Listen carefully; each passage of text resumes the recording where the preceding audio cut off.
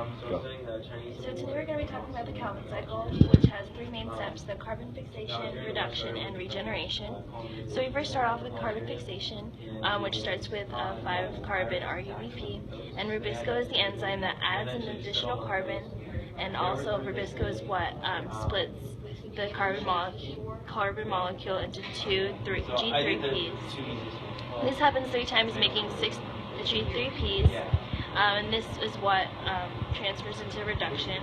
And for reduction, we have 6 triophosphates, and then they get their hydrogens from the carrier of NADPH, which is phosphorylized, and this process uses ATP.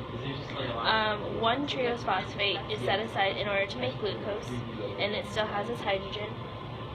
NADPH carries it to the G3Ps and makes them into triose phosphates. After this, these 5 triose phosphates move to regeneration, the third step, and they still have their hydrogens. And then here, they're made into RUBPs, which are 5-carbon molecules.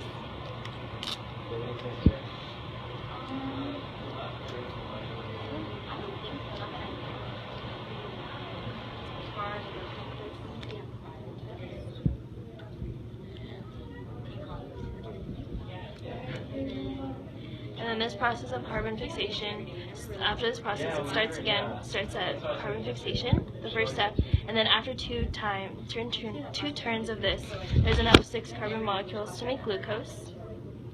And then this process happens 6 times, once for each carbon dioxide.